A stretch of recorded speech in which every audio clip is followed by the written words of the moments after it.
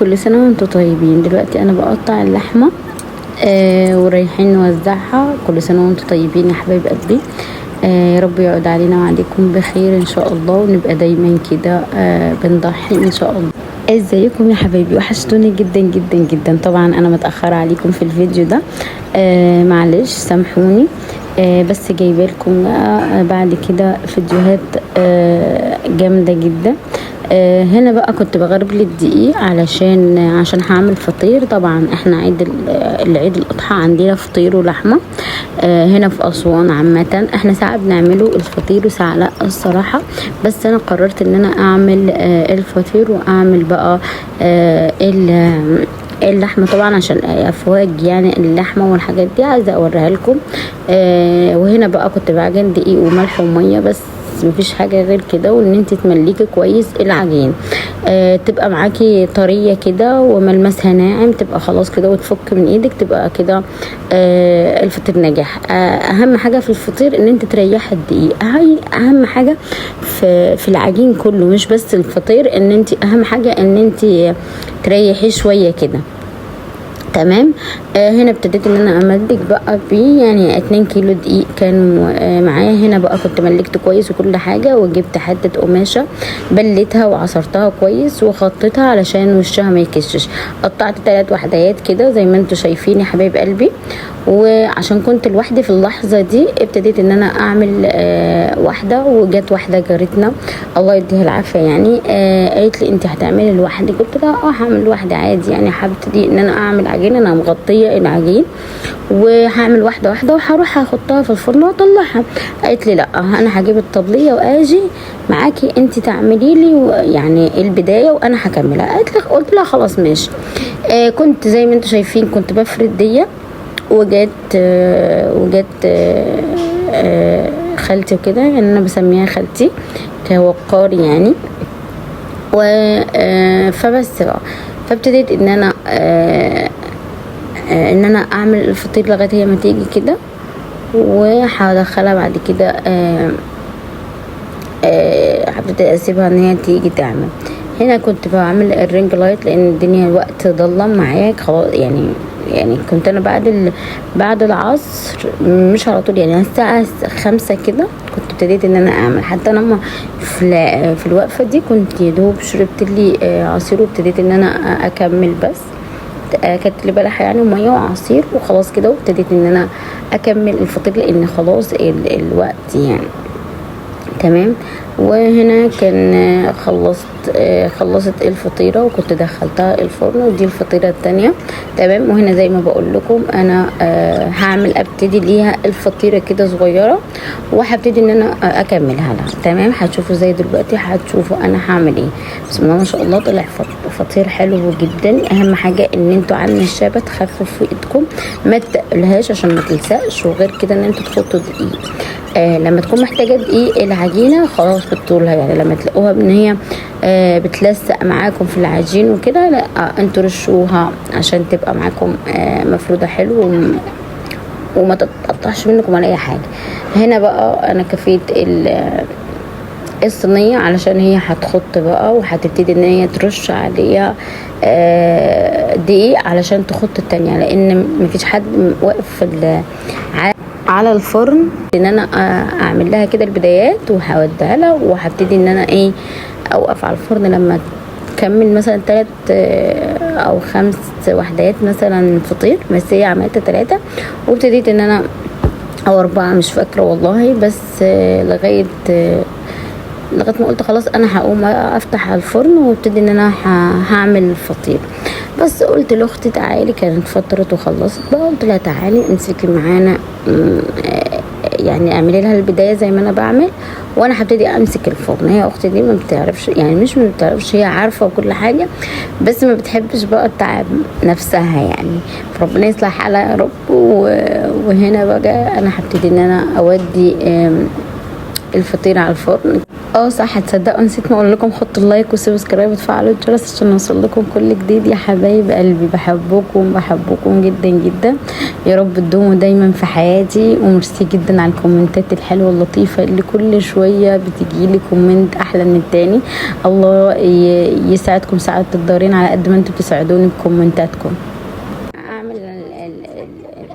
الحركه دي اللي هي عملتها ان هي تعمل الصينيه كده وتحط فوقيها وتحط دقيق وكده، انا كنت ناسياها خالص. يعني انا كنت افتكر ان هو هيتلسق او اي حاجه، فبس رحت قلت خلاص انا من وقتها هعمل كده. يعني هقلل الكميه لما اكون نفسي في فطير، هقلل الكميه وهعمل زي كده بالظبط. احط الصينيه واحط كام واحده وبعد كده امسك الفرن. هبقى منا ان انا لان احنا كنا يعني التعب وان احنا نروح يعني عند الفرن ونعمل الفطير ومش عارفه ايه، فكنا احنا بنأجر عليه يعني بره. كنا احنا بنودي الدقيق وكان تقريبا ب150 او 140 حاجه زي كده ل2 كيلو. فقلنا لا انا كده انا هعمل وخلاص. يعني انا عشان كان خلاص طبعا الناس اللي بتروح تودي تعمل فطير عندنا وكده الناس اكتفت وكده، واحنا اساسا ما رحناش لان خلاص الوقت كان زنق. انا يوم الوقفه عملت الفطير كان الوقت زنق، وانا قلت خلاص انا هعجن وهعمل لوحدي. فرحت عملت لوحدي والحمد لله. يعني جت جارتنا دي ساعدتني وانا ابتديت بقى اعمله. قلت انا من وقتين ان انا هبتدي ان انا اعمل كده قليله. بص حلو جدا يعني الفطير، يعني في لحمه وشوربه ماشي، عايزين فطير بلبن ماشي، بس ما شاء الله كان رقيق وحلو جدا جدا. ادي هنا انا هحطه معاكم في الفرن زي كده بالظبط، تحطوه كده بالراحه. تمام يا حبيب قلبي عشان ما يبصش معاكم. وكان فطير بسم الله ما شاء الله تحفه تحفه تحفه تحفه. جربوه مش هينزل. نحطها في كوبايه اللبن واكلها بالمعلقه. بجد بجد تحفه وخطيره والله العظيم، احلى من مليون يعني لحمه. ولا انا بحبها كده. كانت اختي الله يبارك لها، اختي كانت من القاهره، جت يعني متجوزه هناك وجت بتاخد معانا افواق العيد وكده. فجت فقالت بص انا همسح، هبتدي ان انا امسح واروق. كان البيت كل حاجه نظيفه وكده كل حاجه. فقالت انا بص انا همسح لك بقى وهروق لك كده وانت تفرشي وتمسحي يعني التلميعه الاخيره. تمام يا حبايب قلبي. كانت الله يديها العافيه كانت مسحت لي وخلصت لي، وانا ابتديت خلصت الفطير وكل حاجه زي ما انتوا شفتوا كده معايا. وابتديت هنا ان انا اسيق كده على خفيف. لو تلاحظوا ان انا ما كنستش لان كان ممسوح بالفعل وكده، فابتديت ان انا ادي تلميعه كده اهو، وابتديت ان انا افرش الملايات. تمام يا حبيب قلبي. وهنا ابتديت بقى افرش الفرطه دي. تمام يعني احنا بنقول عليها فرطه بس حافظه السجاد. وابتديت هنا اشيل الحاجات اللي كانت على الترابيزه. انا خدت الترابيزه هنا ودلوقتي حولتها كمان. يعني انا من النوع اللي بحب اجدد يعني في البيت، على قد ما هو بسيط على قد ما انا بقدر ان انا اجدد فيه. فبس بقى ابتديت ان انا احول كده، خليه في ماما تقول كده، قلت لها لا كده احلى عشان تبقى في وشك على طول. وغير كده ما تبقاش يعني في اتجاه جاي في اتجاه يعني مش حلو. تمام. وابتديت ان انا امسح بقى كده اغسله كده بالسلكه خفيفه كده. وابتديت ان انا امسحه برضه بعد كده بالخلق كده. كانت في قلم جاف مش راضي يطلع، حاولت ان انا ادعكه، كانت راحت عملت الفرشه الترابيزه. فقلت مش مشكله بقى هروح امسح بقى تحت الترابيزه كده زي ما انتم شايفين. وهبتدي ان انا ارجع الكراسي زي ما هي وهبتدي امسح.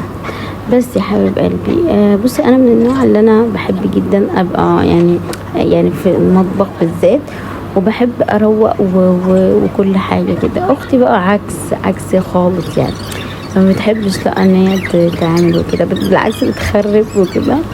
فربنا يصلح حالها. عشان كده بقول لكم في الفطير يعني بالعافيه بتعمل الحاجه، فربنا يهديها ويصلح حالها. وهنا كنت عايزه اقول لكم على حاجه حبيب قلبي. بصوا انا عشان ال4000 ساعة الكومنت اللي بيجيلي على البث انا بفتح بث تمام. بفتح بث مباشر علشان ال4000 بتاعت القناة تعدي يعني وتتفعل قناتي تمام. فواحدة دخلت لي بقى مش فاكرة اسمها كان ايه يعني، قالت لي اتقي الله وانت بقى فاتحه لك بس ومش فاتحه لك بس انا واخواتك مش عارفين مش عارفه ايه.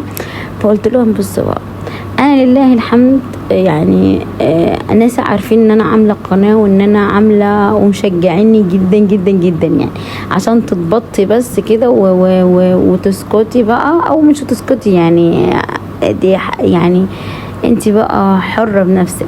فان اهلي بقى عارفين بلاش ان انت تقولي اهلي وبلاش تقولي بقى اتق الله لان انا عارفه ربنا كويس جدا.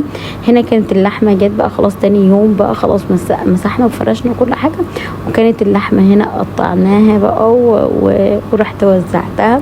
كان بجد يعني اخويا اشترك في العجل مش خروف ده اشترك في العجل لان احنا عندنا هنا ان هم على قد يعني ما قدرتك ان انت تشتركي تجيبي عجل براحتك. احنا اشتركنا هنا وكان ادي خلاص قطعناه وكيسناه زي ما انتم شايفين كده وابتديت ان انا اوزعها. كانت اختي جايبالي الاسدال ده يصلي بيه وكده ورحت لبسته ورحت خطيته بقى الحاجات في الكيس ووزعتها. فبس يا حبايبي يعني انا بقول لكم بقى الباب خبط وناس جابوا لنا كبسه ولحمه بقى باللحمه الضاني. انا بجد بجد بحب اللحمه الضاني اكتر من العجالي. وبس كده يا حبايبي يلا اشوفكم على خير مع السلامه باي.